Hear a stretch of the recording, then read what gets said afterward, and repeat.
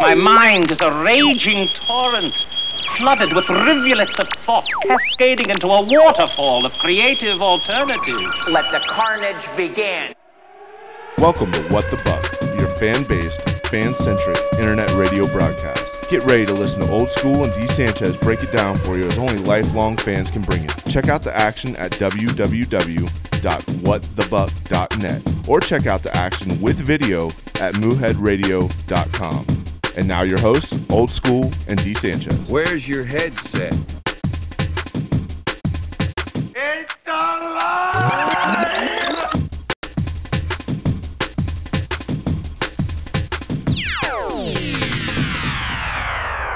Good evening, everybody. Good evening, everybody. It is Old School and the Dr. Sean Levy in the number 2 chair tonight. D. Sanchez is not with us. He has some family issues to take care of. How you doing, Doc? I'm great. How you doing, man? Quite well, sir. Thanks for asking.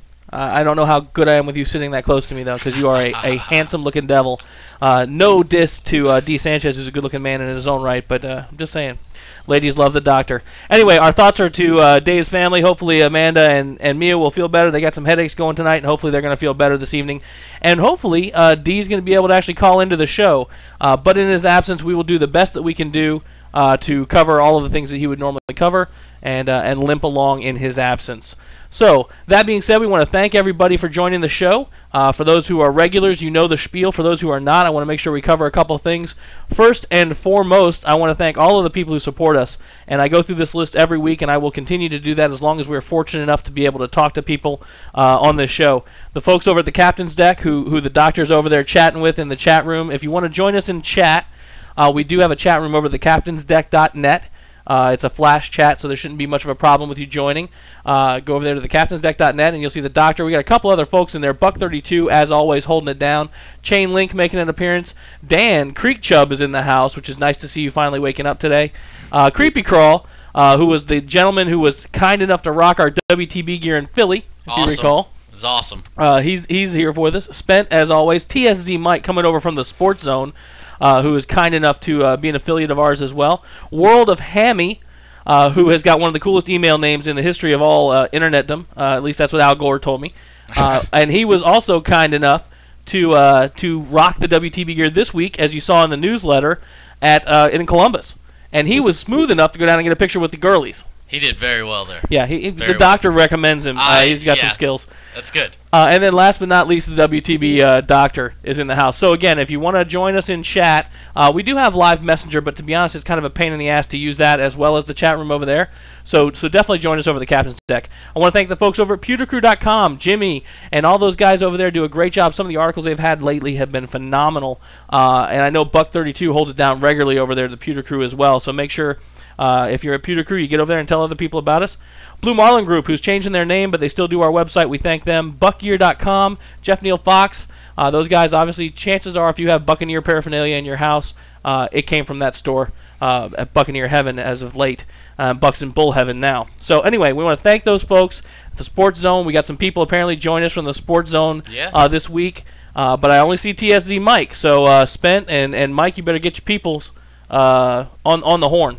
So, at any rate, one last little thing I want to throw out there. It's our initial whore out.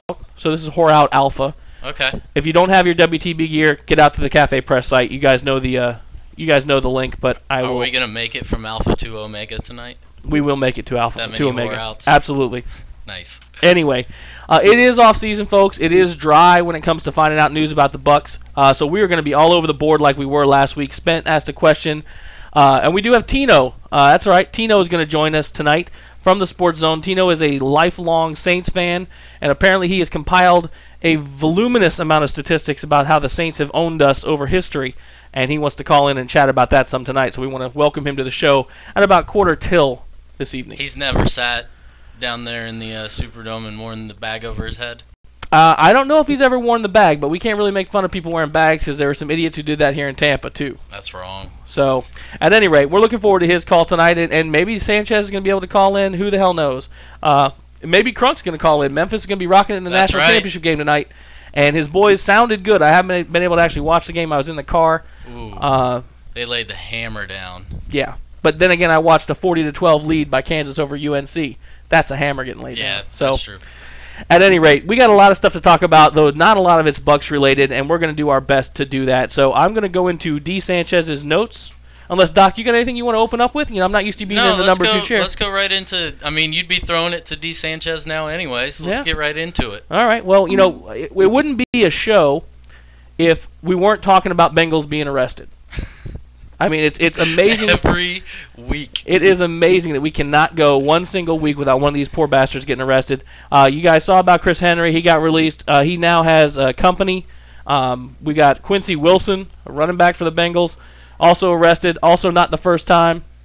And I can't blame that one on Benny from the Sports Zone, because he came on the show last week, and he was all about his boy Henry. Yeah. And he didn't mention this other guy, so we can't put that one on him. No, not at all. Now, Quincy Wilson was someone that the Bengals talked a lot about having a lot of promise, but right now it looks like the only promise he's going to have is promise working at Best Buy. So we'll see what happens. There's certainly no shortage of thugs getting cut off teams. Maybe the Bengals are trying to fix their rep, but at this rate they're going to be short roster positions.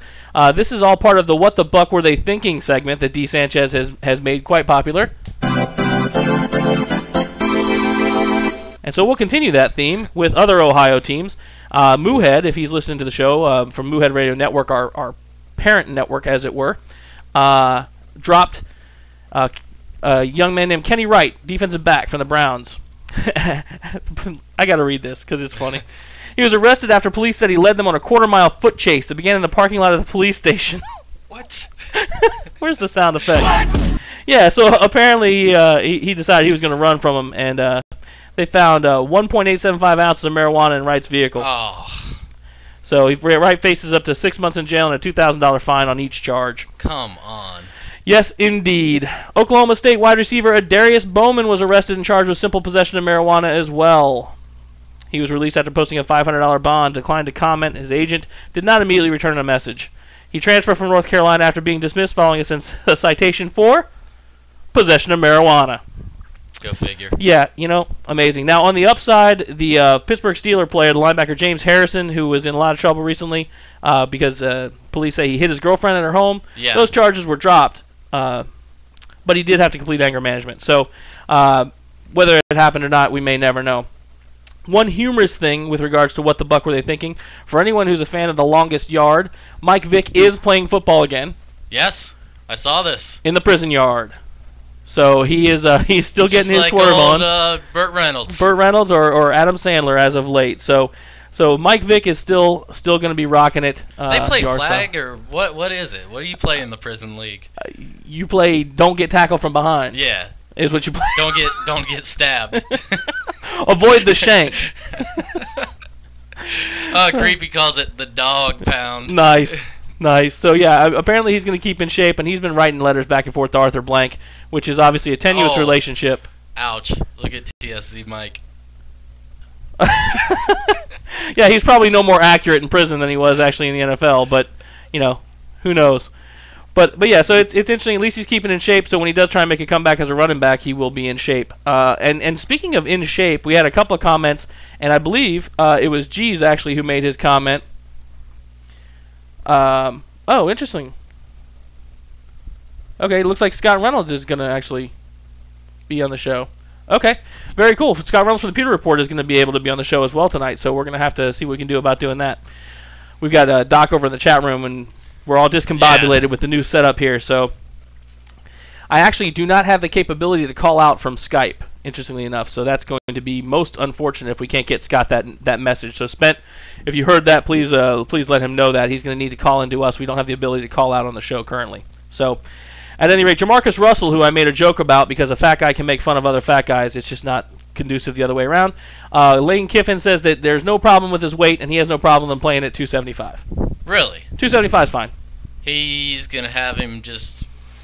Apparently big. Not run the shotgun. Yeah. Good. And maybe go Leftwich style from play to play. That's a big dude. Yes. He says if he comes in at 275, he'll get down to his playing weight at 260 in no time at all. So and just sweat it out in camp. Well, I mean, I don't doubt he'll sweat it out in camp, but I'm just saying that is a big quarterback. That's a big quarterback. So we talked a little bit about the competition committee, folks. We're going to talk about some of the summaries that they had.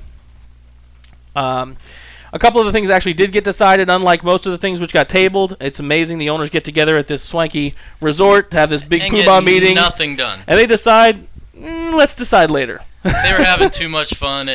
Was it a casino, or where were they? I don't remember. But anyway, they did make some decisions. A couple of the decisions of interest, obviously, we talked already about the communication for defenses that the Bucs actually voted against, which means that you'll be able to have one defensive player on the field with a mic in their helmet the same way a quarterback is. It will be logistically more challenging, obviously, because you have linebackers shuttling in and out. So it's going to be a challenge for them to watch the green dots, unlike the quarterback, which is a lot easier to maintain. Sure. So one of the other ones that was done was the face mask. The 5-yard face mask penalty has been eliminated. So now there will be no more of these ticky-tack 5-yard face mask penalties. It will be a real face mask or no face mask. No, me neither. Me neither. Now, there was some discussion about the stiff arm as well, because they feel like some running backs are taking advantage of the stiff arm. And it'll be interesting to see how they rule on those things. Direct snaps rules. Now, this is something that I'll admit I felt kind of stupid about. Okay. Direct snap from the center that goes backward will now be treated as a fumble. Previously, a direct snap from the center was ruled as a false start. I did not know that. Where is it? Direct snaps. Where is it? I did not know that. So I assume this means a direct snap to someone other than the quarterback, Sure. because a direct snap to the quarterback that was fumbled was in fact a fumble historically. Yeah, it's a fumble. So if this was in fact the case, and I have no reason to doubt this this news source that D provided me, then this was a stupid rule to begin with, and I'm glad they changed it. Didn't the teams used to run plays where the receiver would come around end and the center would snap it right to the receiver? That, in fact, is the definition of a direct snap. And according to this rule, if that receiver fumbled the ball, it would have been just a false start, which is completely stupid. Doesn't make any sense. No.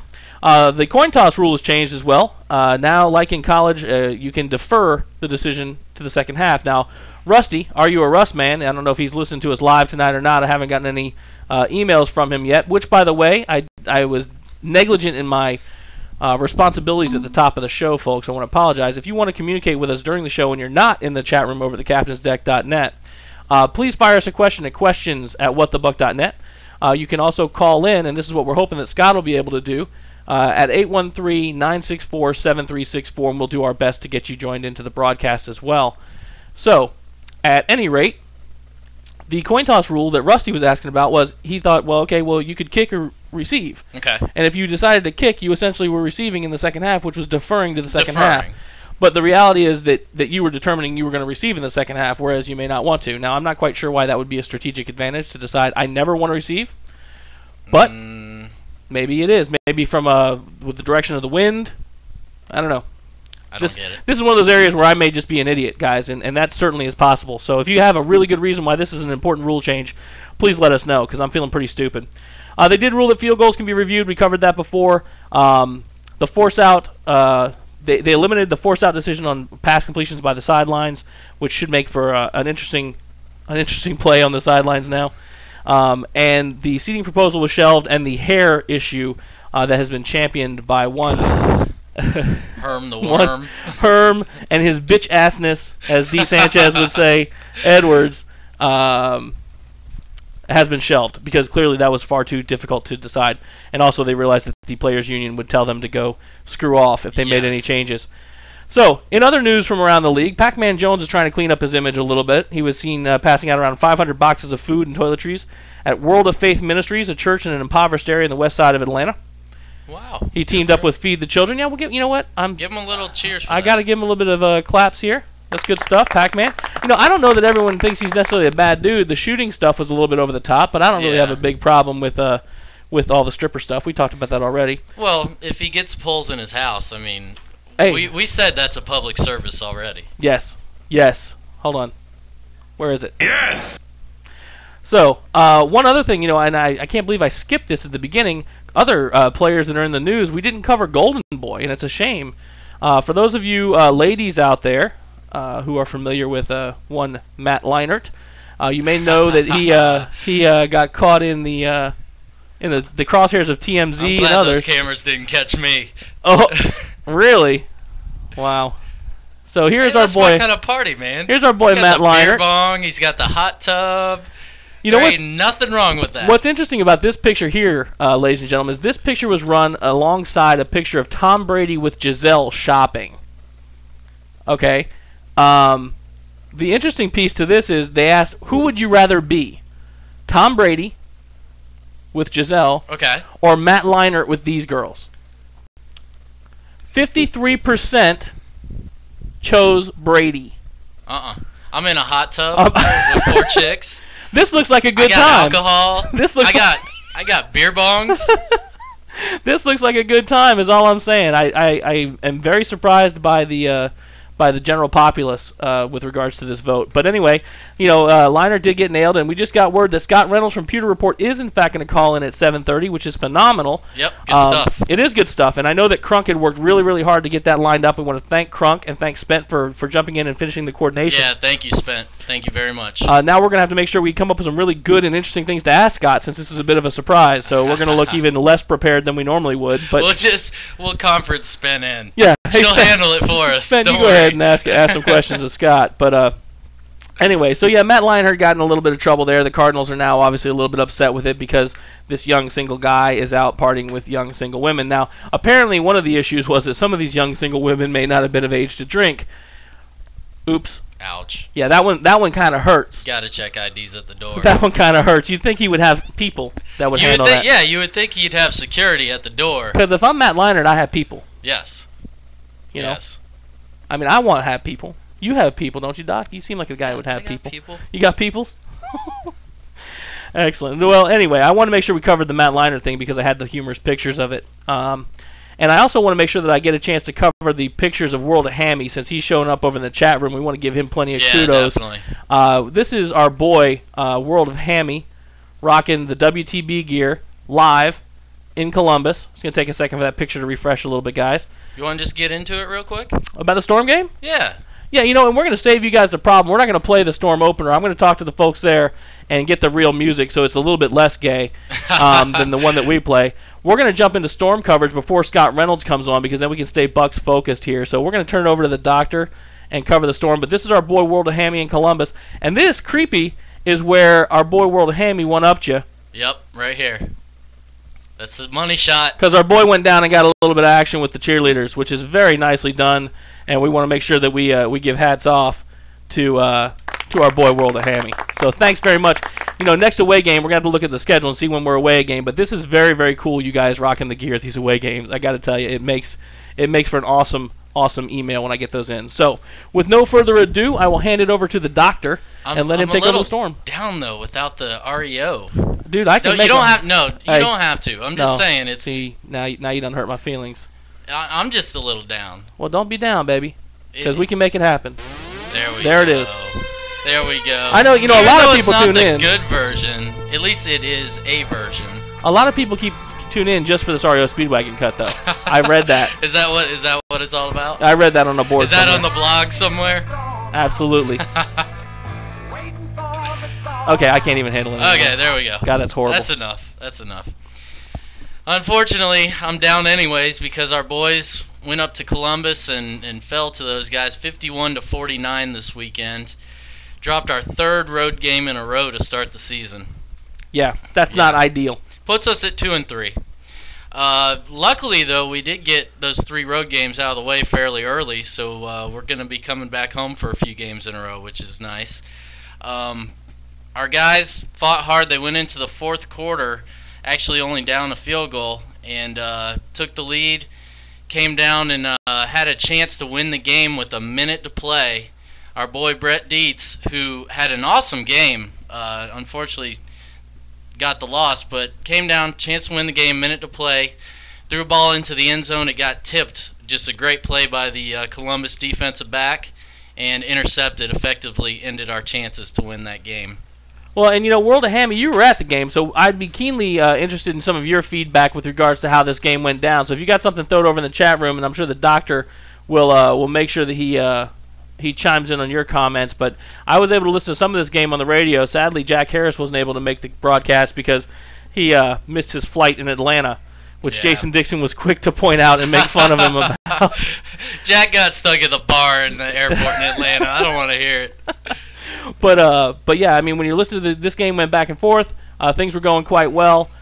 Brett, again, put up good numbers, but good numbers don't lead to victories all the time. He was 26 of 40, 290 yards, 6 touchdowns to 1 pick. Sadly, Matt Nagy went 22 of 32 for 223 and 6 touchdowns with no picks. Yeah.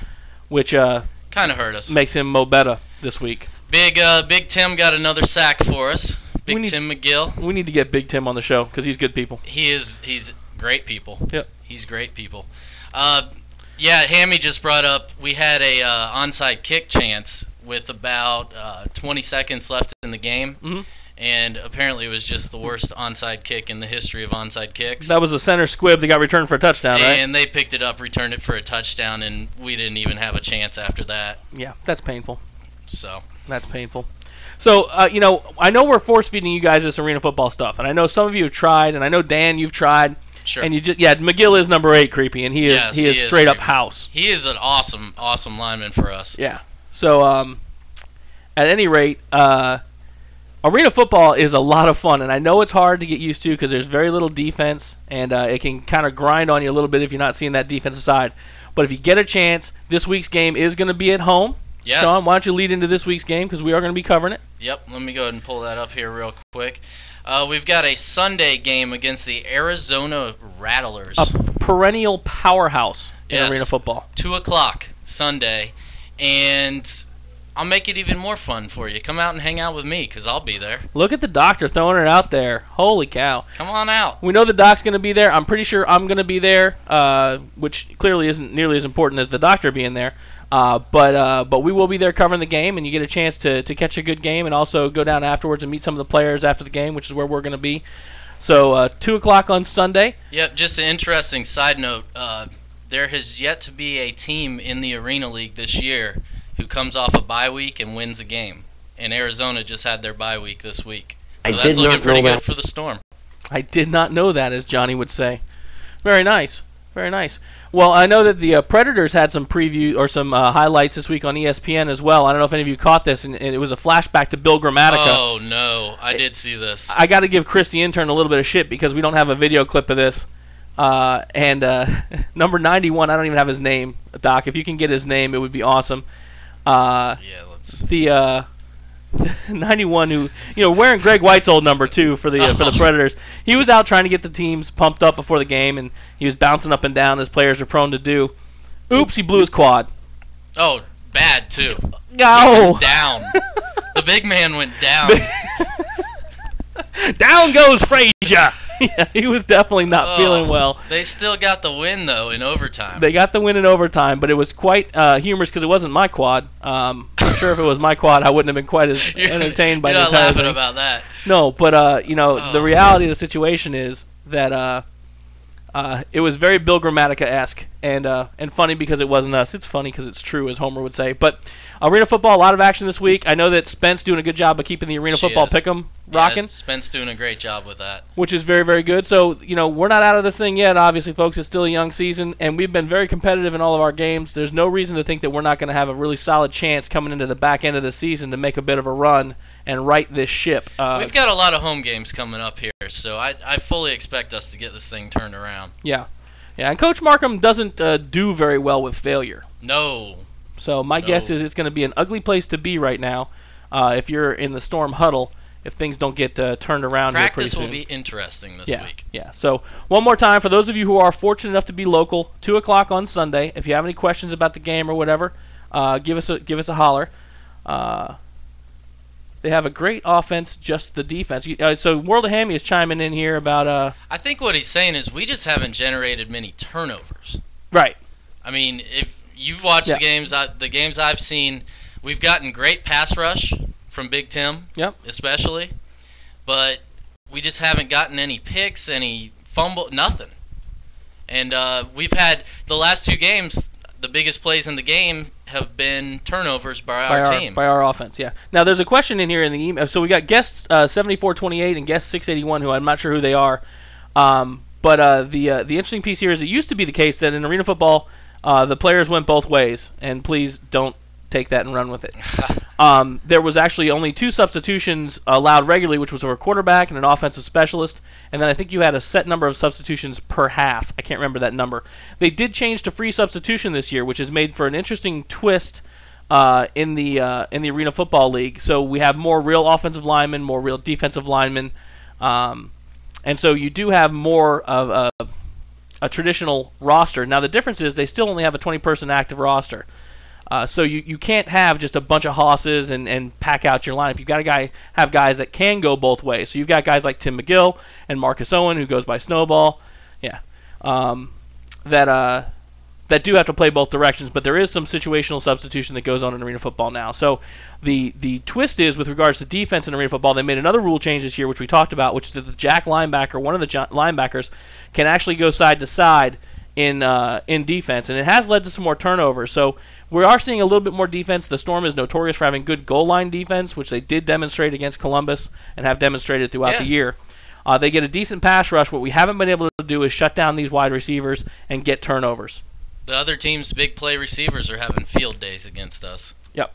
And Creepy just chimed in about the XFL, and the XFL had some pretty decent ideas that have been implemented. The overhead cam, which the NFL has jumped on, as well as what the hell was the other one? Some of the in-game audio that they were doing as well. Oh yeah. But yeah, so I mean, arena is just sort of a different sport. If you get a chance to watch it, we definitely recommend it. And if you are local, I know I saw Buck32 chime in that he's going to try and make it out to the game Sunday. If you are going to go to the game, hit us with an email at questions@whatthebuck.net, and we'll try and hook up Get a little before the game. Going. Yeah, they don't really tailgate there because it's a dome or whatever, indoor facility. We can still have some beers. They have beers. We could have some beers. They have a structured tailgate that's hosted by a rib place that we could look into. So if we get some interest from you folks that are local and you want to go over there, let us know, and we'll try and set something up before the game. Creepy says they tailgated in Philly, which is nice. So we got a couple more people over in the chat room, which is terrific. We are expecting Scott Reynolds from Pewter Report to be calling in here in about 4 minutes, and we're going to do our best to sound not like idiots with Scott on the phone with some questions that we think you guys would like to have answered. If you have some questions you'd like us to ask Scott while he's on the broadcast, please do get them into us at questions@whatthebuck.net. Or just PM me on the chat. PM the doctor over here in the room. Doctor's talking about the apple stuff we drank. Yeah, that's. It's all Spence' fault. Yeah. So, anyway, for those of you who don't know who Scott Reynolds is one of the editors at pewterreport.com. It's also one of the large Buccaneer publications here locally. He and Jim Flynn do a great job of bringing Buccaneers information. They've been doing it for over 10 years now, if I recall. I don't have that information in front of me, but I know they've been doing it for quite some time. I was fortunate enough to meet Scott when we went to the away game in New Orleans. Sanchez and I got a chance to meet up with Scott and do like a little round table with he and the traveling group that went to see that game in New Orleans. And it was good to kind of get some perspective from some guys that really started as fans and got into the journalism thing and really have taken it full bore. And in a lot of circles are concerned the definitive source for insider information on the Buccaneers. So it's really kind of an honor that Crunk was able to get Scott to call into the show. So when he gets in here, we're going to ask him a couple of questions.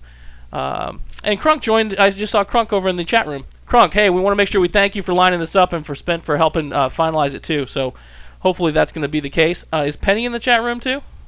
Penny's in the chat room. Penny's in the chat room, and she gets to see the doctor close up this week. So Penny should be out at the Cafe Press site real quick making an order. I'm not going to give any details about that order, but she knows what the hell I'm talking about. So anyway, we're going to kill a little bit of air here until Scott calls in. We're going to give him some time to about 7:30. There is a rumor that we're going to ask him about, and if you've heard any other rumors, please do chime in. We're going to talk about one thing that I don't know that it's necessarily a rumor. We talked about Warwick Dunn coming back to the Bucks. He signed, obviously, and there was some discussion about him wearing a number 25. Animals in the house. Okay, excellent. Buck Jason. Buck Jason. Yep. Excellent. The footballs are not the same in the XFL and the AFL. They are all the same size. It's the same regulation football. The AFL just uses a different color pattern for Creepy. But it looks like Warwick Dunn is going to get his number 28 back, guys. Yep. So did we find out what the financial arrangement? We have not found out what the was? financial arrangement is, and that's one thing we're going to have to ask Mr. Scott Reynolds, because if anyone knows, Scotty knows. Scotty will know. So Spence just said he's about to call in, so we will do our best to take this call and not jack it up and look like a bunch of idiots. So again, if you do have some questions, get them in there. But it looks like Warwick is going to be running with the number 28 jersey, so anyone who bought a T-Jack 28 is going to be just SOL. And T-Jack is going to switch back to 36, which is what he wore in the in training camp.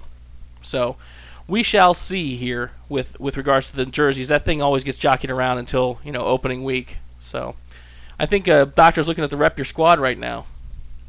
Yeah, I'm checking out the nice interview. The Crunk Rep Your Squad with Scott Reynolds. It's phenomenal. Yep. Well, good. You can look through that and come up with some good information. You can ask some questions too of Scott when he makes the phone call in here. Yep, there he is. All right. So we are killing a little bit of time for Scott to call in, folks. I know this is a little bit odd for us, but if you do have questions, get them into questions@whatthebuck.net or PM get them to the PM to the doctor.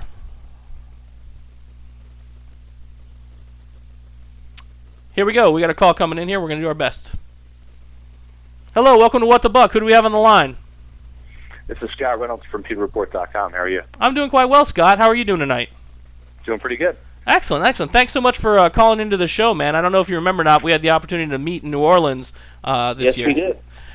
So, yeah, that was probably the best game of the year from any standpoint, a media fan standpoint. That was that was a very interesting game with a lot of interesting circumstances that took place, and really kind of gave the Buccaneers the NFC South title. No doubt, no doubt. And like you said, from a fan's perspective, not only did we get to enjoy the Big Easy, but we got one hell of a game, that went down to the last second. So, absolutely. So yeah, it was a good time. Well, I want to thank you for calling in. I want to thank Crunk again for lining this up. I know you did the Rep Your Squad series over the captain's deck with him, and it's obviously very, very important to get a chance to hear from you and from the guys over at Pewter Report. What's new? I haven't had a chance to read the Rep Your Squad article yet because this is kind of a surprise you were able to call in. What's new over at Pewter Report, Scott? Well, I'll tell you, you're looking at a lot of college players coming over to One Buccaneer Place for some pre-draft visits. Molden, the cornerback from East Kentucky, was there today. I believe Deshaun Jackson from Cal was there. Donnie Avery from Houston, the wide receiver, has been over One Buccaneer Place. So they're looking for playmakers primarily at the cornerback and wide receiver position, and I suspect that you'll see either a cornerback or a wide receiver taken in the first or second round of the draft. And the Buccaneers also will be starting OTAs this week. Tomorrow there will be an open OTA for the media members to watch and report on, and it'll be the first opportunity for us to really, touch base with guys like Warwick Dunn, some of the new players, Marquez Douglas, and also some of the new coaches too, Greg Olson, the quarterback's coach. Right. So really, the off season kind of starts in earnest with these workouts, these OTAs at One Buccaneer Place. We'll have the opportunity this week on Tuesday, Wednesday, and Thursday to find out what's happening over One Buccaneer Place and who's recovering from injury and who's looking good and who still needs to get in shape. Excellent, excellent. Now you said a couple of really important things there, and we've been talking obviously, being the off season and being ridiculously rabid fans as the people who pay attention to the show are. We're struggling to find some stuff to talk about, right? And so the draft is always the hot button, and there's a pretty heated debate right now amongst us about whether a number 20 pick is something you spend on a cornerback with the defense that we run, and I'd love to get your take on that. Mm-hmm. Well, it's really interesting because I think that if you look at the Buccaneers in the past, and I think their position has evolved a little bit, but they've gotten a lot of great cornerbacks in the middle of the draft. Rondé Barber was a third-round pick. Dwight Smith was a third-round pick. So was Don Abraham in 1996. You look at Brian Kelly; he's actually the highest drafted cornerback in the second round of 1998 since Rod Toast Jones back in '86. So it's really been a position that Monty Kiffin has kind of filled in the middle of the draft. But at the same time, you look at John Gruden and Bruce Allen, and they've come from the Oakland Raiders where they've spent first-round draft picks on cornerbacks before. And Gruden really believes in having great cornerbacks. Philip Buchanan was a former number one pick by the Raiders. So right. I think that there could be a little bit of a change in philosophy. The cornerback position is pretty deep, though. So if the right player falls there, like, for example, if USF's Mike Jenkins happens to be there, and he's the highest rated guy on their board, even over some receivers or whoever, then they would certainly feel comfortable making the pick, even though it's a first-round corner. But it's also a position that if they want to go wide receiver or a quarterback or defensive line, it's still a position that you can find a Buccaneer-type corner in the second, third, or fourth round of this draft and come away feeling pretty good. But it is a position of need. Rondé Barber's 33. Philip Buchanan, Sammy Davis, Eugene Wilson each have 1 year on their deal, so there could be a lot of turnover here really quickly at the cornerback position. Yeah, so I mean, you covered a lot of stuff there. Mike Jenkins obviously looks good, and there's certainly a feel-good story to that with him being a local guy. I personally think a cornerback at 20, even a cornerback of Mike Jenkins' capability is probably a stretch. I personally would like to see us go for a big play receiver because we're gonna have to fill Joey Galloway's shoes at some point. I don't think we have anyone on the roster capable of doing that, despite our strong feelings of skill with regards to Maurice Stovall, who we all seem to like quite a bit. Mike Clayton showing some resurgence, and Paris Warren before the injury showing resurgence, who I happen to think is like a young Ike Hilliard. He's not going to replace Galloway, but he could be a hell of a possession receiver. So I don't know. I mean, this is going to be the debate until they actually announce who the hell we pick, right? So, but you're right. I mean, in Pewter Report's latest mock draft, we have Donnie Avery, the Houston wide receiver, going number 1 overall. And the one thing about the Buccaneers, and I touched on this in an SR Stat 5 article yesterday. The Buccaneers always seem to kind of surprise us, and what I mean by surprise is a reach a little bit. And I don't know who the Bucs are going to pick, and honestly, they don't know right now who they're going to pick at 20. They're trying to get a group of players, a pool of players who they want to pick at the 20th position, but really they're going to be using these pre-draft visits as a final kind of evaluation of these players, and they really won't determine who that pool of players will be until the final week of the draft. That's commonplace. If you ask a lot of teams in the NFL, they do not know who they're going to draft right now. As strange as that seems, it typically goes down to about a week prior to the draft, they really have a good feel of who they want. But you look at the wide receiver position, Michael Clayton, the 15th pick overall in 2004, taken ahead of guys like DJ Williams, Steven Jackson. Davin Joseph was really a second-round rated guard by a lot of pre-draft publications and whatnot. They took him in the first round. So even though Donnie Avery's name has not appeared in the first round of mock drafts on the internet, I think there's a chance that they could really surprise and take this guy. I know the Bucs organization thinks very highly of him. I think that they have a higher grade on him than most prognosticators and so-called draft experts do. And really, the beauty's in the eye of the beholder. Go back to 2006. You look at Dante Whitner, the safety out of Ohio State. He was the 8th player taken overall. The Buccaneers, I believe, had a high second-round grade on him. The Buffalo Bills had a first-round grade on him, obviously, because he was a Bill at number 8. So to each his own. The beauty's in the eye of the beholder, and the Bucs could surprise and take someone who's maybe a little bit of a reach, but he fits the Joey Galloway mold that you're talking about. Sean, you got a question for Scott? Yeah, Scott. You just mentioned all the mock drafts on the internet, and the Avery guy you mentioned, I just hadn't seen that name before. The one name that was new to me was Devin Thomas, the wide receiver out of Michigan State. Has he been in to see the team that you know of? I don't know that he has. I know that they have spoken to him.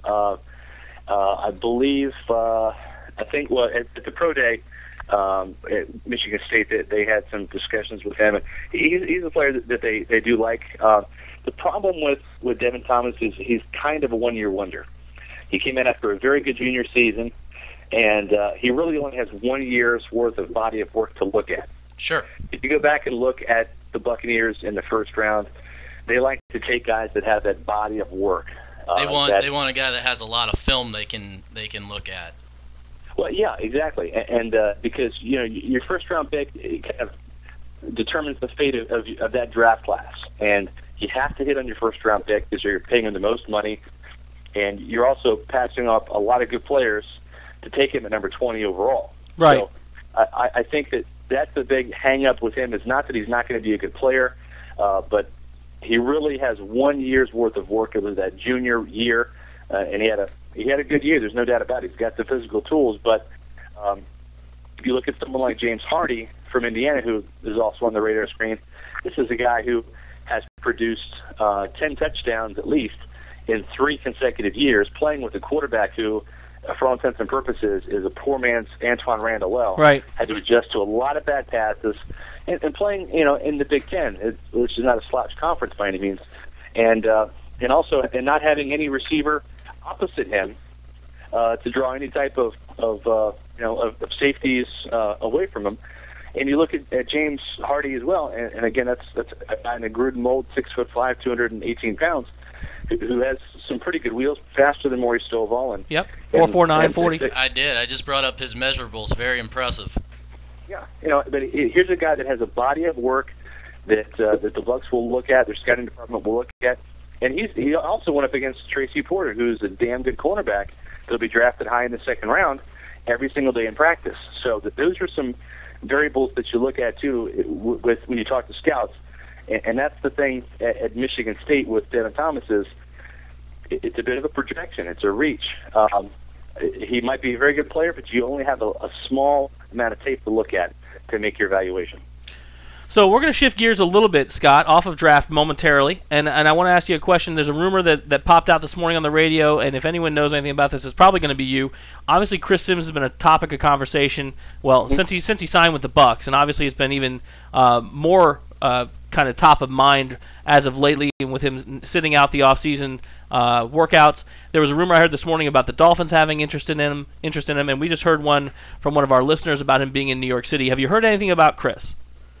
I haven't, but I would not be surprised if if he's eventually dealt, whether it's on or around draft day, or whether the Buccaneers take him to training camp and wait for the phone to ring when a quarterback has gone down in training camp for the preseason due to injury, and that might not be a bad thing for Tampa Bay in terms of getting the most out of Chris Sims, because right now there's some question marks.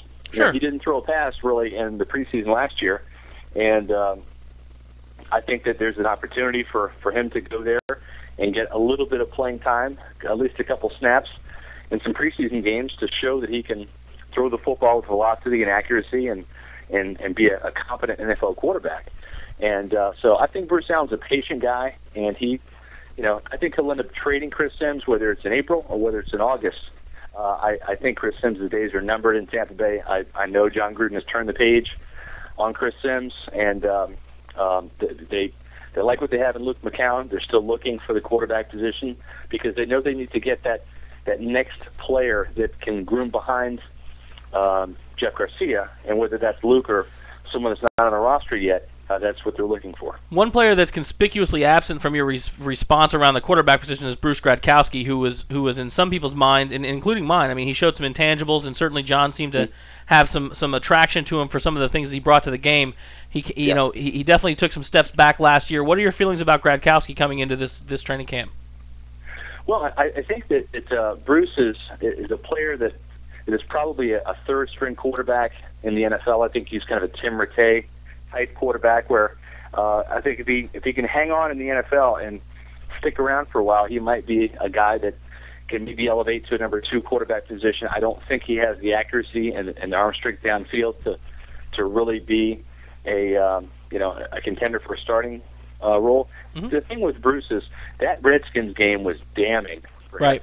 I mean, he showed zero improvement over what he displayed as a rookie in 2006. And I mean the start of his rookie season in New Orleans. I mean the end of the rookie season, where he was making some poor decisions with the football, not moving the team real well. And let's face it, that Redskins game should have been a blowout. I mean, the Buccaneers defense did everything it could to get points on the board. I mean, the Bucs had the ball inside the Redskins 20 on numerous occasions, came away with field goals. Yep. And if you remember, guys, and I know you're big Bucs fans that go way back, that Monday Night Football game as Sean King got the start in 2000 and 2002 against the Steelers. Uh-huh. And he came out and was terrible. Yep, he was horrible. Yes. I was at the game that game, actually. You were there? Yeah. He got in John Gruden's doghouse, and that was it. He was done. And I think that Bruce Gradkowski had that type of game in Washington, or against the Washington Redskins, where John said, "Hey, wait a minute. After another preseason where you look good and you come out in the regular season and you do this, I think you're done." So I think John, with the addition of Brian Griese and Jeff Garcia and Luke McCown, let's draft a quarterback. Those are your 3 quarterbacks heading into 2008. Wow, what a great transition, Scott. It's almost like you're a plant. There are a lot of people who are clamoring for us to draft what they're calling as a quote-unquote franchise quarterback in this draft. I am not one who is a fan of even that term, because I think the draft is barely better than a game of craps. What are your thoughts about franchise quarterbacks? Do you think any exist in this draft? And what do you think about the Bucs trying to position for one at 20? Well, I think if Brian Brom is there, I think John Gruden will be tempted to possibly pull the trigger on him. And, I'm not a huge fan of Brian Brom. No, me neither. And as strange as it sounds, Carson Palmer, I think, is a very good quarterback. But Brian Brom reminds me of Carson Palmer. But the thing about Carson Palmer is, for all the yards and touchdowns he puts up, is he a winning quarterback? And I know the Bengals defense is not very good, but that's an understatement. I think that Carson Palmer is a kind of a mechanical type quarterback who lacks the intangibles and the winner's edge. And I think Brian Brom's kind of the same way. You look at what happened with Louisville last year. He put up yards, he put up touchdowns, but did they get the wins? No, they didn't. Every Louisville quarterback puts up yards, puts up touchdowns, right? Yeah. That's the Ville, right? That's what they do. Yeah, you're right. And with Bobby Petrino's offense or Steve Cragthorpe's, that's kind of what happened. So I'm not really enamored with a lot of quarterbacks. I think Josh Johnson from San Diego is an interesting type prospect, but he's a prospect. Yeah. In my opinion, John Gruden has not shown the ability to develop a young quarterback in Tampa, and I would much rather see him continue to take veteran quarterbacks off the scrap heap and work with them. He does so much better with a 32-year-old quarterback than he does with a 22-year-old quarterback. That's how we won a Super Bowl, right? Yeah. Yeah. And you look at some of the guys that he's had the most success with, Rich Gannon and Brad Johnson. They weren't terribly high draft picks, and they were veterans. I think John, he's the kind of guy. He doesn't want to teach kindergarten. He wants to teach high school, and he wants a quarterback that can come in, already knows how to read the defense, already knows how to make the calls and do all the audibles, and he wants to take a good quarterback and make him great. I don't know that John has come up with the formula to take a rookie quarterback and make him great. Now, to John's defense, he's never worked with a first-round quarterback before. The highest quarterback he's worked with is Marquise Tuiasosopo, who's a second-rounder out in Oakland. I saw him play in Washington. I don't know what John Gruden saw in Tuiasosopo. No idea. I was in Washington State when he played in college. I agree. I thought he was garbage. Yeah, and he reminded me of Heath Schuler, a quarterback who could run the ball, throw a little bit, but definitely. But I just think that it's an interesting dynamic this year, though, because Gruden does have 4 years. Essentially, he has a 3-year extension, 1 year left in his deal. This would be the right time to draft a quarterback. You still have Jeff Garcia on the roster, so I can understand the dynamics of which a quarterback would be taken this year, but I personally don't want to see it. I also think Luke McCown has enough qualities to work with. He's been in the system for a couple of years. I want to see if this guy can continue to elevate, because he did some impressive things last year in his real first stint with the Buccaneers. Absolutely. Here at What the Buck, we're big fans of Luke McCown. We don't understand why you want to take an unproven quantity, paying the boatload of money that they're going to make at a first-round pick when you've got someone like Luke sitting in the wings. And you could have an opportunity for Josh Johnson much later in the draft if you want to pick up a project quarterback. You got plenty of veteran leadership. So we got a couple more questions for you, Scott. I don't want to monopolize all of your time tonight. I'm really happy you were able to call in. Have you heard anything about Cadillac's progress? That's been a question top of mind for most Bucs fans around here. I really haven't heard too much about Cadillac and his progress. I mean, there have been reports certainly that he is running the steps at Raymond James Stadium and all that. But my gosh, I mean, this is a guy who suffered a torn patella tendon.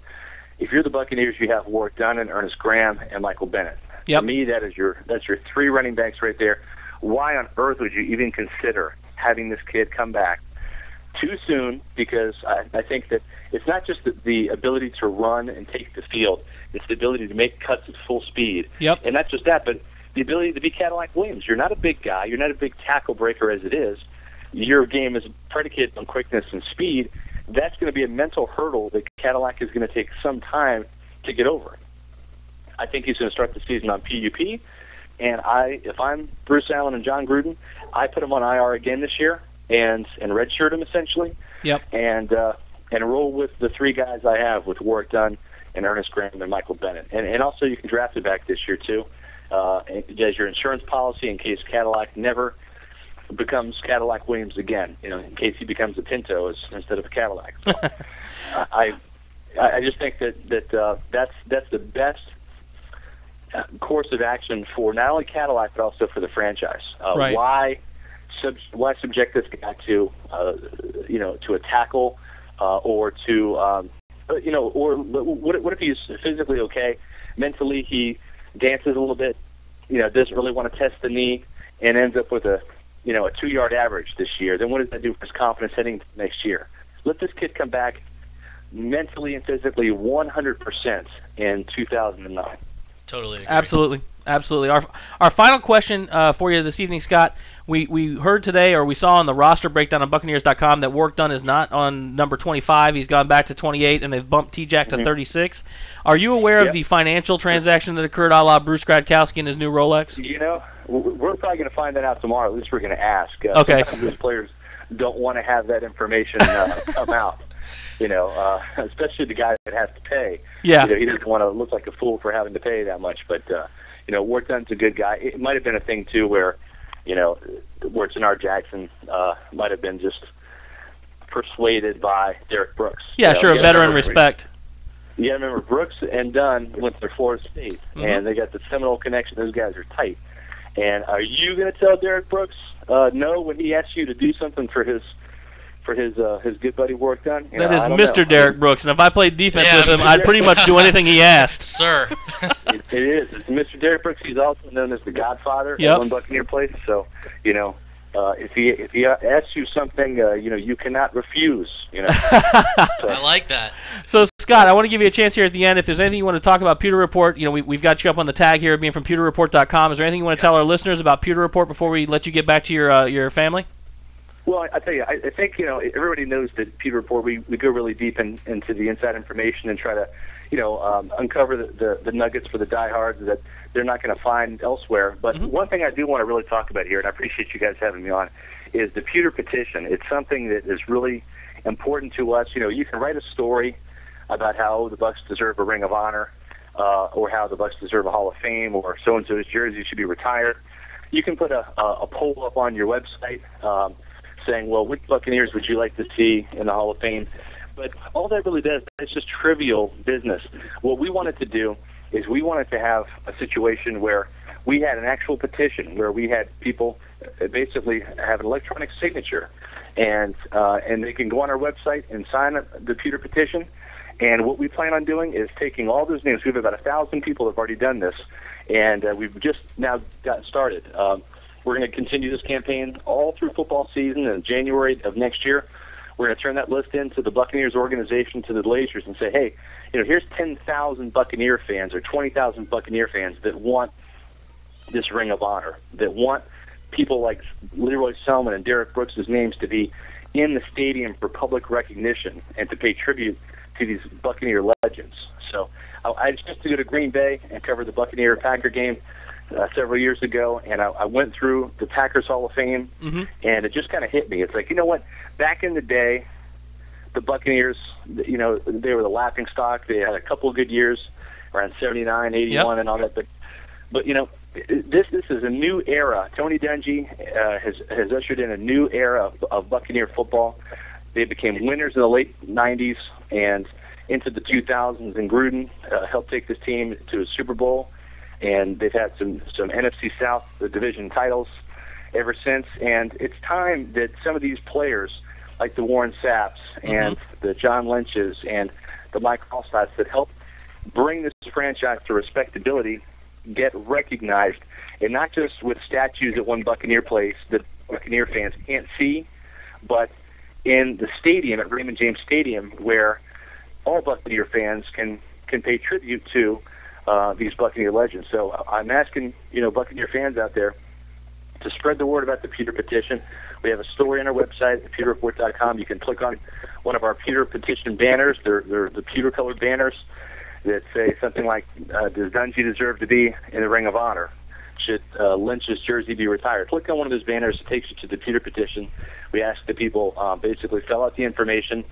It is an electronic signature. We don't want to do an unscientific poll where anybody can click multiple times and have their vote count. We want to have Buccaneer fans go on record and saying, yes, I, Scott Reynolds, want to have a Ring of Honor, and we'll take all those names to the Glaciers and say, hey, here's a legitimate petition of tens of thousands of Buccaneer fans that want this. Let's see if we can make this happen. Well, Scott, we've got a number of boards that are obviously listeners and supporters. You've been in the media for quite a long time here. Obviously, we're just upstarts. We're fans first and trying to do this on our own. We've got a bunch of affiliates from fan boards across the country. Obviously, the Captain's Deck, who Crunk represented in speaking with you, the SportsZone.com, Pewter Crew. We've already gotten words from them in our chat room that they're going to support this. I'd love to get with you off the air and get a link we can put on our website. We'll definitely spread the word for www.pewterreport.com for the Pewter petition. Well, I greatly appreciate it, guys. And again, I think this is something that Pewter Report wants to be the champion of the cause for. This is something that as someone who's covered these Buccaneer great players throughout the years, they deserve this. And we've seen, whether it be on captainsdeck.net or pewterreport.com or any other Buccaneer site out there, on the message boards, fans want this to happen. We saw kind of like a surge of interest in this when Mike Allstott retired and Warren Sapp retired, and Lynch and Brooks will be the next guys, and it'll come up again. This is our opportunity to come together as a media site and as Buccaneer fans to make this happen and try to put some pressure on the Glaciers to finally get this going. Derek Brooks is behind this, Doug Williams is behind this, and you'll be hearing more about this as the season rolls on. Again, we just kicked it off in the month of March, and we already have 1,000 people signed up. So we're hoping to turn that 1,000 into 5,000 into 10,000, and really pick up steam and really turn this into a worthy cause for the Buccaneer legends. Well, I'll tell you what, Scott, we're going to do everything we can to bring our little corner of the world into it, and for everyone who's listened to us, bring their own little corners. One of us will get a hold of you an email to make sure we get the links and things like that. And I really want to thank you for calling in and sharing some time with us. You're obviously always welcome on What the Buck. Yeah, please call in more often. So, yeah, if you have anything you want to chat about, let us know, and we'll make sure we have you on the show, because it's really been a hell of a good time having you on the show. Hey, it's my pleasure. You guys do a great service for the Buccaneer fans out there. Your passion comes through in what you do. It was great to meet you in New Orleans. I feel honored to be on your show. I appreciate the invite. All right, we'll see you again in New Orleans this year, Scott. Take care. You got it. Take care. Thank you. So that was Scott Reynolds from Pewter Report, folks. That is the second legitimate journalist that we've had on our show. We had Ralph Vacchiano from New York Daily News last year, also by way of Crunk. And we really appreciate what Scott did calling in. We appreciate what Scott and Jim do over at the Pewter Report. So make sure, if you haven't gotten over there yet, get over to pewterreport.com, and we're going to definitely put up a link on our site with the Pewter petition information as well. I got to tell you, I'm a little giddy. That was a hell of a good time. Hey, thank you, Crunk, very much. Absolutely. Thank you, Spent, we got to give Spent and Crunk a little bit of applause. There we go. For lining that whole thing up. It certainly awesome. was unscripted, but a heck of a good time. So we are at the top of the hour. We're going to go about another hour 30. Mr. Sanchez, if you hear me, feel free to call back in. I'm sorry you tried to call in the middle of our discussion with Scott, and I didn't want to screw things up, so I did not want to try and break in. But if you're hearing me, Sanchez, give us a ring back in, and we're going to take this home through the last half hour, because then we're going to order some wings and watch the national championship game. And I know that's what Crunk's going to be doing. We're going to be watching a little bit of the national championship game and watching Memphis and Kansas, which should be one hell of a game. I'll tell you what, Kansas crept up on me. We've got another call coming in here. This may be Tino. We're going to give it a shot. Hello, welcome to What the Buck. Who do I have on the line? This is Lee, Tino. Oh, okay. Nice. Tino, thank you. I don't know if you were watching the show and subsequently were very, very patient with us during our interview with Scott Reynolds. That was a bit of a surprise. Is that how you handled that whole thing? Yeah, I was. You guys were a couple little schoolgirls all giddy. Oh, see, why's it got to be like that? No Saints fan should make fun of anybody, Tino. Come on now. Hey, let's not. If you guys are going to try to bait me on the Smack Talk, it's not going to work. No. You guys did last year. No. We wouldn't do that. Now, I heard from Spent that you had compiled a bunch of information about the New Orleans Saints and the Buccaneers heads up, and you wanted to convey some of that on the show. Is that what's going on here? Well, no. Actually, what it wasn't head-to-head stats or anything like that. I was just looking over some of the stats, looking at the games the last couple of years, and what I noticed is my theory for the Saints to take back the NFC South is you got to get a hold of that old man Joey Galloway, take his walker away or something. I tell you, if they played the Saints, every game for a season, this guy would have 2,000 yards, 20 touchdowns. Tino, you guys signed Jason David. Oh, why, Doctor? Why do you have to do that? we got Jason David. We got Gay, and I just we got Gay. You know what I'm saying. Wow, it's a damn shame I'm not quicker on the soundboard, because I would have had something for you there. Yeah, I just seen on your guys' scroll watching the show that we just got an old man ourselves to put up against him in Aaron Glenn. Yep. I saw that too. I haven't really paid much attention to him for the last couple of years because he hasn't given me a reason to. Right. But, I'll take all the help I can get on the defense. I'm really, really surprised at what they've done this offseason. Albeit old and broken people, but... Well, I don't know. We actually commented on this at the beginning of free agency, and I have a bit of affinity for the Saints because of my buddy playing for the Saints. I talk about it all the time because he's my only connection to the NFL. But you guys have done a hell of a job in free agency, I think. And I think you're setting yourself up well for the draft. I like Sean Payton.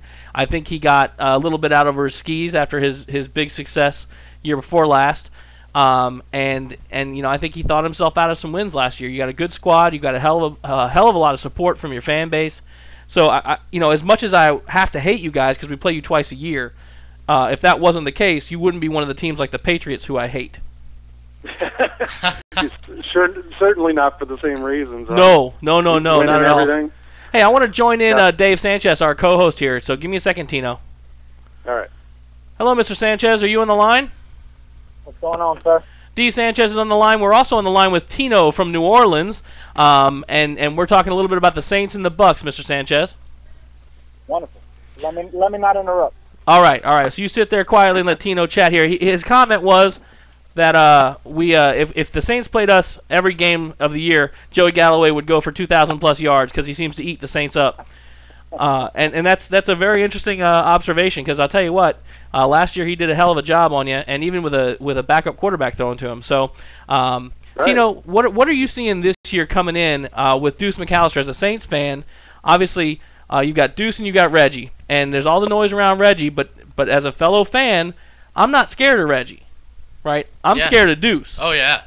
Oh yeah, and you know what? He just may not be a Saint. We still don't know that, Yeah, that's the rumor around that you guys may not pick him up. Right, and that scares me, to tell the truth. I mean, he's got, two bum wheels right now, but, I like having the guy around, and I'm with everybody else. I don't know that Reggie Bush is an every down back, don't think he is, and he really hasn't been expected to be, except by the fans. Right. His deal is go out there and catch the ball, move people around, run it, every now and then, do a reverse here and there. I just don't know. I'm glad, that they re-signed Aaron Stecker. He's not a big name or anything, but... he's a big name to Bucks fans, baby.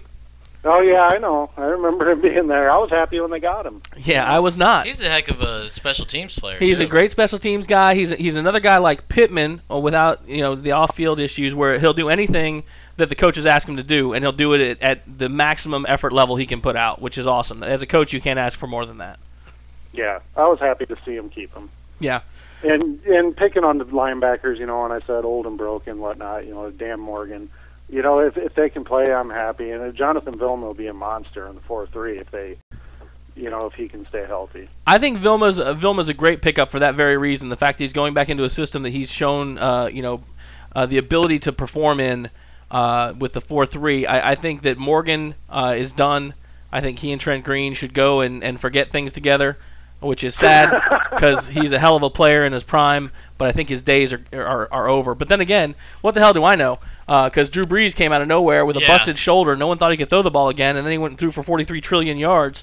Miami Nobody seen that one coming. regretting that decision. Yeah, whoopsie. So so this coming season here, Tino, how about we ask a loaded question? Well, obviously we play home and away, and obviously we've already said we're going to come to New Orleans. Are you going to be able to make it over here to Tampa to see the Saints play here? Am I going to come over there? Yeah, you know what? Spence feeding you guys all kinds of false information. I'm not actually from New Orleans. I'm up north in Dubuque, Iowa. I'm just a Saints fan. Oh, my goodness gracious. Well, Spence didn't feed me that information. I made the mistake of assuming. Well, then I guess the question is really, are you going to go to New Orleans and to Tampa then? Oh, you know what? I'd love to. I don't quite get into all the partying like I did last time when I was in New Orleans, but I wouldn't mind coming over to Tampa and then, taking a swing over to the beach. I do have a restraining order on Spence.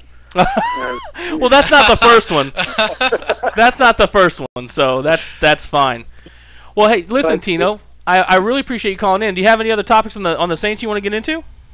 Well, actually, I want to talk a little bit of Bucks. Oh, okay. I'm an affiliate over there. My site is. I hang out at TSZ. I'm an affiliate with them. Affiliate with Captain's Deck. I have a site, footballjabber.com. Oh, that's right. I'm sorry, I completely forgot that. I suck. But I was listening to you guys talk to Scott about the draft, and I was originally going to ask you guys what you saw happening, what you wanted to have happen. But I heard a bit of that. You don't want a quarterback. No. Right? No, hell no. On our mock draft, my guy TJ has you taking Brian Brom. Would that still break your heart? Yes. Yes. In fact, I would cry for the better part of 3 days. Yes. Because Brom is on more of a walker than Joey Galloway is with those knees of his at this point. I mean, no, Brian Brom. I have, and this pains my buddy Ronnie because he's a Ville graduate, but I hate Louisville quarterbacks. I absolutely hate them. I don't think that they produce in the NFL, at least as of late haven't produced. I would hate to see us spend a 20 on Brom. I'd much rather see us wait longer and maybe pick someone up later in the draft like a Josh Johnson who's a project. So yeah, and I'm not saying your buddy doesn't know what he's doing because draft prognostication is barely above tea leaf reading. But I mean, I'm much happier with us going for a receiver. To be honest, my heart is with Deshaun Jackson right now because of what I've seen. But I would be open to someone else. Yeah, he gave you a receiver for the second round, Eddie Royal out of Virginia Tech, and then third round he's got you a cornerback and Trey Williams out of South Florida. Right, and so third round is the right spot for a cornerback for the Bucs, Sure. in my opinion. And Scott even alluded to that. Right, the only high round draft pick we ever used in a cornerback in recent history anyway was Brian Kelly out of USC. So you go third, fourth round, you can usually find a cornerback that's going to fit the mold that Monty and Raheem can shape into a cover 2 corner. I don't see us wasting it on Mike Jenkins despite the talent level that Mike clearly has. It's no disrespect to Mike Jenkins. It's more a point of if you're going to have a 20 pick, you got to take someone who's going to make an immediate impact, and I think that guy is a Deshaun Jackson type character. So. And you're right. You don't have to do that with a cover 2 corner. Nope. And in fact, if you guys want to cut Jason David, we'll sign him. Send him on over. Send him on over, and D would make fun of me right now because I'd say if we could get him cheap, we should sign him. D, if you're still listening on the phone, I'm sure you had that loaded up and ready. I'm here. But yeah, I'll tell you what. I mean, that was just a total. People throw smack around on that all the time, but it's like they brought him in, wanted him to play man after playing in that cover 2, and that's just. I don't know what they expected there. But yeah, exactly. I'm still happy. That's exactly right, though. I mean, you bring up a good point. Everyone made fun of that pickup, and they would pick on David when it wasn't David's fault, right? He was a guy that was playing out of his system. That's right. So now I didn't really care because I'm not related to him, so they can make fun of him all day long. But I mean, the fact of the matter is just like P-Buck, right? Everyone thought P-Buck was pure garbage, or PG as they say here on What the Buck. And P-Buck is playing out of his mind here, in my opinion. I think he solidified his position as a starter and done very, very well. So, there are guys that play cover 2. There are guys that don't do particularly well in cover 2. And that's why our coaches know who the hell to pick. Right. So, footballjabber.com, I've fixed the tag at the bottom of the screen here, by the way. So I've got you guys out there at footballjabber.com. You guys have a blog, amongst other things, covering the NFL, etc. I assume, do you cover other... What's your big focus over Football Jabber, Tino? Well, you know what? It just started over. If you're reading my stuff, I'm under my real name, which is Lee, on there. But I just started it up in January. We've had huge, it's blown up with the mock draft stuff and the NFL draft coming up. We're focusing on the NFL draft a lot, but there's going to be a big fantasy football focus with the site. That's how all the guys that I have on there, we all met through various fantasy football leagues, whatnot. You know, I got TJ, Troy, Kellen, and myself, and we're all just fantasy football freaks, and we're going to run with that, see what happens. You know, some NCAA football, whatever's going on by the week once the season hits. Gotcha. Excellent. What else about the Bucks did you want to bring up? Obviously, the draft is a big topic. You know where we stand on that topic. Were there other topics of interest for the folks over at Football Jabber? No, you know, I think that I'll let you guys fly on that one. And in fact, I'm going to get the info on from Spent for that, what Scott was talking about, see what I can throw up for that. Awesome. Well, Tino, I want to really thank you, or Lee, actually, I'll call you by your real name out of respect and now that I know it. Thanks so much for calling in, and we'd love to hear from you again, especially during the season when we talk about the Bucks and the Saints. All right, yeah, you guys will hear from me again, especially if the Saints win the first one. Oh. All right, well, hopefully you're a religious guy. All right. Take care, brother. You guys take it easy. All right, Sanchez, you're back. What's up, baby? Not much, man. As you know, I've been running around trying to take care of the family, and I'm just actually walking back in the door. Nice. So, what's been going on over there? Hey, we've been talking about everything. We were fortunate enough. Did you hear Scott Reynolds call in? No, I did not. Crunk was able to line up Scott Reynolds calling in. We spoke to Scott Reynolds for the better part of 45 minutes earlier here in the show. Now we got Spent calling in to talk some smack. So hold on a second. It's phone night here on What the Buck. Hey, Spent, you're on the line. I'm not calling in to smack. Okay, what are you calling into? Turn your stereo down. I've always wanted to say that. I am. I'm trying to get to it. I wasn't expecting to You're go on. You're going to pull the Howard Stern on Spence, aren't you? I've always wanted to say that. That is awesome. That isn't funny. So to what do we owe this honor, Spent? I wanted to tell everybody about the What the Buck and Deck representation at the draft party April 26th at the stadium. Check her Look out. at her. Pardon? She needs some sound effects. Hold on here. Yeah. Well, actually, we'll use the big claps. Absolutely. Go ahead, Spent. You know, pimping is not easy. I can't get this out all by myself. My God, I'm going crazy. Well, you make pimping look easy, baby. I need the locals to come out, and we need to rep everybody and go out there and show everybody what we do and everything during the draft party. And I wanted to recruit everybody to come out. We've been talking about this, and we just got to rally the troops up here and to remind everybody so they make sure they set aside the time to do it. Absolutely. So that's April 26th. They're running it. It's 2:30 to 7 or 2 to 7:30.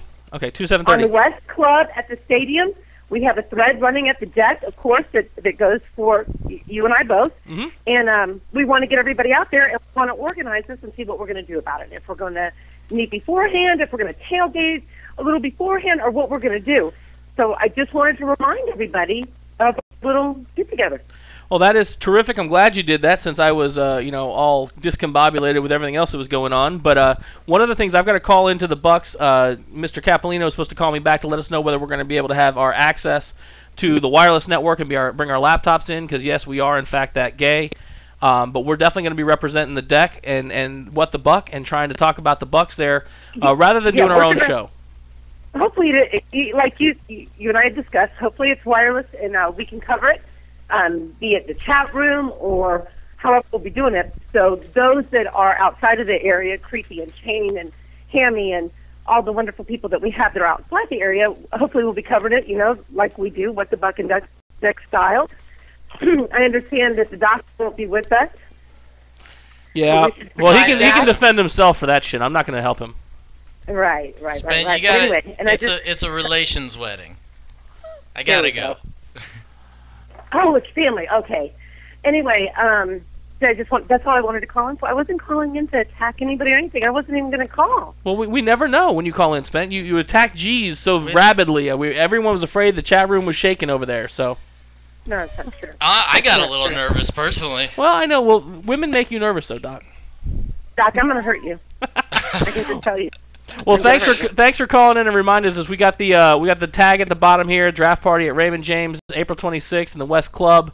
And we'll get more information out about that as we find out more about the. Yeah, and thanks to everybody for me pimping everything and telling everybody, driving everybody crazy to call in and everything too.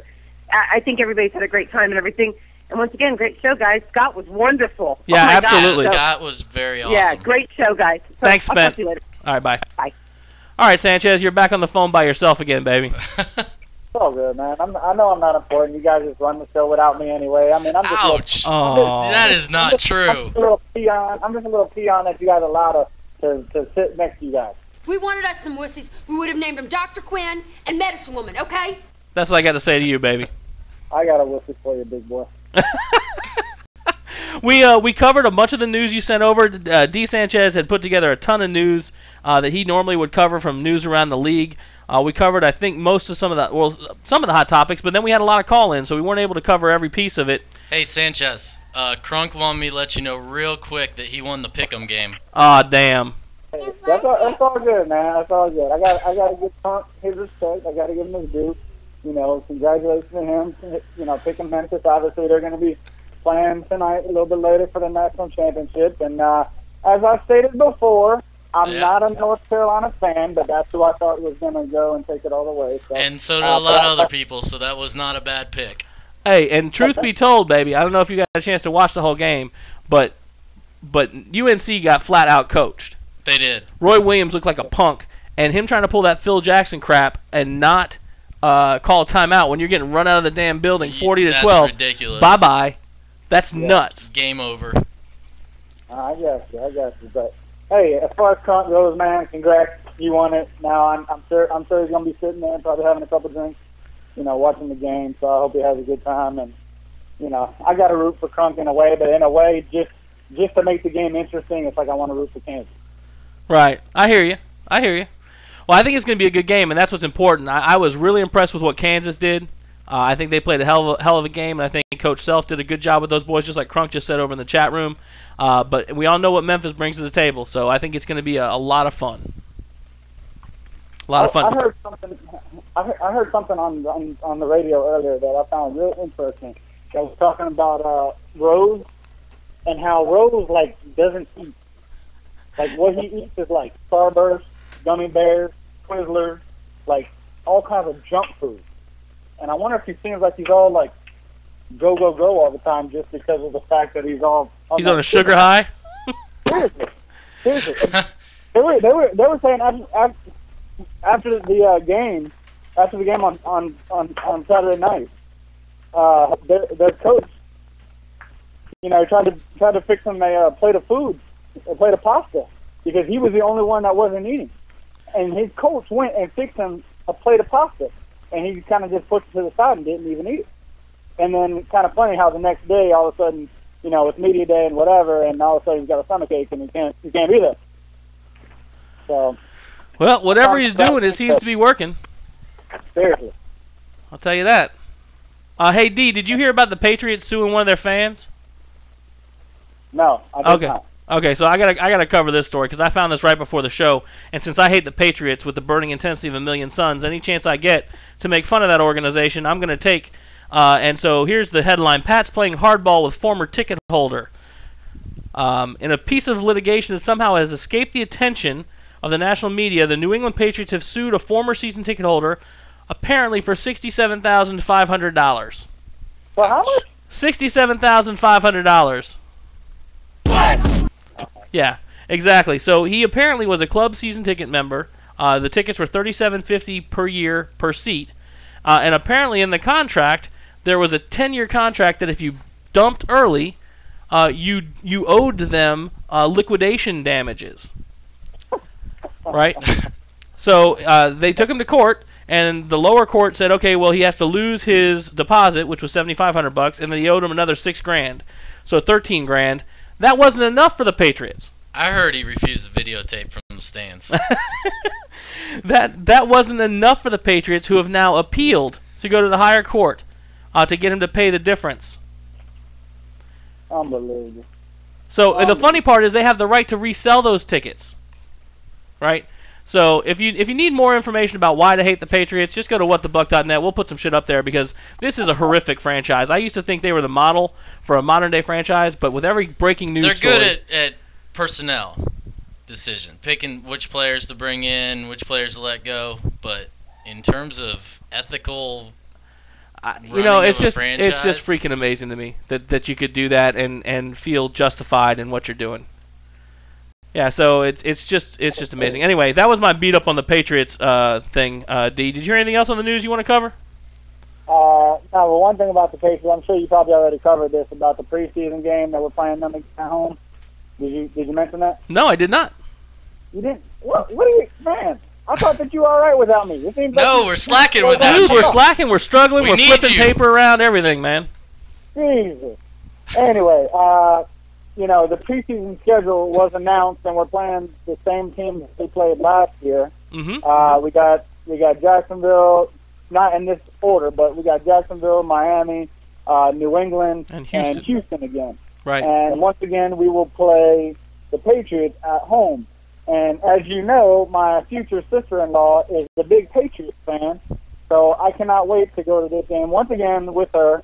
But even funnier than that is the fact that my brother-in-law, Monique's fiance, bought a T-shirt, and it had a Patriots logo, and it said 18-1. And she looked at the shirt, and she was like, "Oh, that's great! La la la! Look at that! Look at they won 18 games." And it's like, no, that's a slap in the face, showing that the Patriots are blemished and they're not perfect. Wow. So yeah, it was quite funny. Well, yeah, I did see that we had the same preseason lineup. So we'll be able to look forward to that coming up, and hopefully that's soon, because baseball season apparently kicked off. I heard from someone, since I could give a shit about baseball. Hey, well, there's some people out there that could give a shit about baseball. I know. I'm not saying they're bad people. Local team is actually doing pretty well. Yes, they are. They went up and won the first two. As we stand, I say we just because local, but really I'm a Yankee fan. I know that they beat the Yankees 2 out of the past 3 days, and I know they're actually playing right now. But down 2-1 in the fifth. The first time ever that we could say that the Rays are ahead of both the Yankees and the Red Sox. There you go. We'll give them some applause. And so then we only have to wait 170,000 more games for the season to be over. Yeah, I'm sure that they wish that the season ended today, but actually they've been playing pretty good ball. So I'll give them a little bit of love and respect, and I want them to do well, just not when they're playing the Yankees. And you guys can hate me out there for being a Yankees fan, but that's your own problem. Hey, that's fine. I don't hate you, because I wish the whole damn league would fold. Hey, just man, this fold is up. not AFL, okay? You got a lot of. You're an angry elf. I am an angry elf today. Angry elf. But yeah, so we're at 8:22. After the show, the doctor and I are going to enjoy the national championship game. I got a couple of other things I wanted to cover. Dee, did you hear on the news today what the Tampa media was calling the women's NCAA championship game? No, yes. I really didn't get to hear much about anything that happened today, but especially no, I did not hear that. So please do tell. And doctor, if you could check out on the web, find out if this was in the Tribune. It was the Trib it and wasn't the Trib? TBT. Oh, for God's sake! So they called it the Lesbian Super Bowl. Get out of here. Dead serious. So you know that we are an irreverent bunch here at What the Buck. Yeah. Right. Hey, go out there and get some new sound effects or what, man? Because where'd that big applause come from? And you must have gotten something. I don't have anything else, man. I haven't had time to get no sound effects.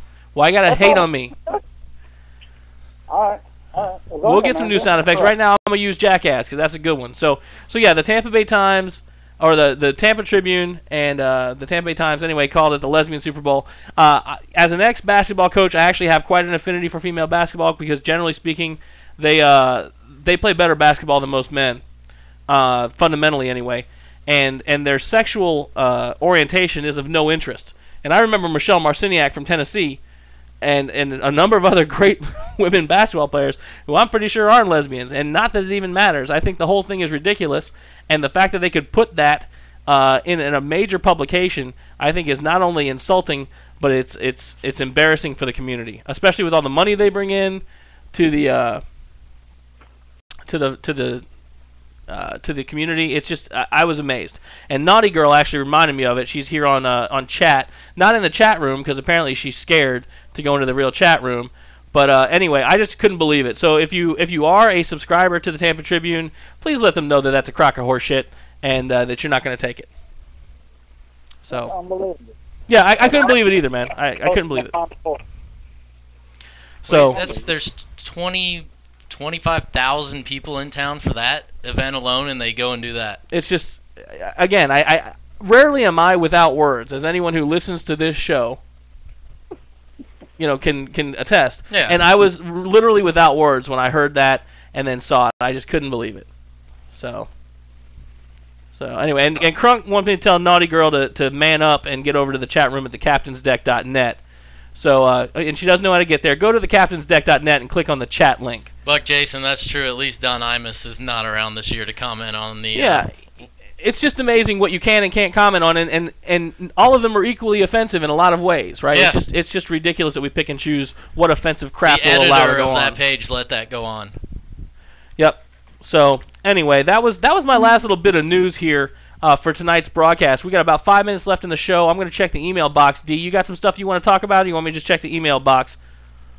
No, I'd have to say just check it because I don't know what you guys have already covered, and I don't want to rehash everything else. So, okay, you're running the show tonight, baby. I'm just trying to call in. All right. Well, we appreciate being on there. Naughty Girl is asking how to get in the chat group. Go to whatthebuck.net or the captainsdeck.net, and in the left-hand side there's a link for Buck's chat room. It's just under the Captain's Deck link in the main menu. We did have a couple of questions that came in here. One from Mike at TSZ about our running back situation. This is something we've covered a couple times, but Mike's asking the question about Cadillac and Graham, and I think Mike was online when we talked to Scott Reynolds about Cadillac. We think that Cadillac is done. He's in the garage for next season. We think Graham's going to start out at the number 1. We just had a question come in from Paul. What's going to happen to Chris Sims? We talked a little bit with Scott Reynolds about that as well, and we actually are in total agreement. We believe that Chris is going to get some time to put up some tape, and then he's going to go somewhere else. We think he's done in Tampa. So I don't want to rehash too much, but what did Scott say about Cadillac? Scott said basically the same thing we've been saying, D, which is, you know what, this guy's coming back from a horrific injury. He needs to rehab that to the point where he feels confident making cuts and running at full speed, and you've got a solid set of running backs already in the stable. Why rush him out early and potentially do irreparable damage either physically or mentally to the guy? Which is what we've been saying, right? Yep.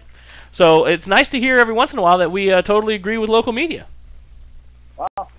So at any rate, that's sort of the news that is the news. I want to remind everyone again, this is going to be considered Omega, by the way, since we didn't actually cover every other Greek letter. Get all the rest of them. This obviously is one of the things we whore out about every week, and we're going to continue to do so. If you haven't already rushed out and gotten the incredibly trendy, uber trendy What the Buck gear that you see the doctor and I both sporting today, we'll hide it so you see the gear. Pop it like the players do. Very nice, very nice. I'm rocking the T-shirt. Throughout the whole country. Do with that? Across the whole country. It is spreading across the whole country. We've seen it in Philadelphia. We've seen it in Columbus. Get out to the website you see here at cafepress.com/shop WTB and support the show. Make sure you get out to the affiliate boards like the captainsdeck.net, pewtercrew.com, thesportzone.net, footballjabber.com. Right, all of the ones you see on our site that are affiliates, they support us. PewterReport.com, and obviously whatthebuck.net, and get registered so that you can chime in. Buck Jason wants to know why we're not wearing the thong tonight. Buck Jason, no one wants to see me wear a thong, not even me. So I am happy enough to put thong pictures up because there's someone who was supposed to have bought a thong if our boy the doctor got up in the front position tonight at some point, and we were fortuitous enough to have that happen, and yet I don't see any orders coming in from that young lady. So she needs to sack up and make one happen. Naughty Girl says she's going to make it happen, but again, I haven't seen that happen yet either. So if y'all get some thong pictures, you see we're not scared to put pictures up on the website. We are not afraid. So if you guys are not afraid, then get your ass out there and order it. We will be back again live Monday. We want to thank everyone for supporting. We did break a milestone tonight for those of you who are longtime listeners, and I made this may sound a little bit gay to those of you who are not familiar with internet radio, but we did break 30 listeners tonight, which was our first major milestone. We actually hit 35 at one point. And that is a point of serious excitement for us here at What the Buck. And apparently in internet circles, that's a pretty big milestone. So the next track for us 50, man. is 50. So if you like what you hear, if you like what you've seen, if you like being part of this, please do spread the word. This is about the Bucks and about local sports and about us having a good time. So thank you to everyone who's listening. D, what are you hitting the phone numbers for, man? I'm on a roll. Damn. Roll with it, man. Don't worry about me. But yeah, we'll be back Monday. Good luck to Memphis. Good luck to Kansas. Obviously, Crunk, we're pulling for you with the Memphis. I'm behind you, baby. And we'll see you next week on the show. That's all we. Doctor, you got anything you want to send out here? No, this was awesome, man. We had Scotty. I'm fired up. Yeah. I'm ready to watch some basketball. Let's order some damn wings. Do Let's the damn go. thing. All right, man. Thanks, Sanchez, for calling in, baby. Hopefully everyone's feeling good at your house. All right, I appreciate it. Take All right. care, guys. We're out of here, guys. Work. Hello, boys. Have a good night's rest. I missed you.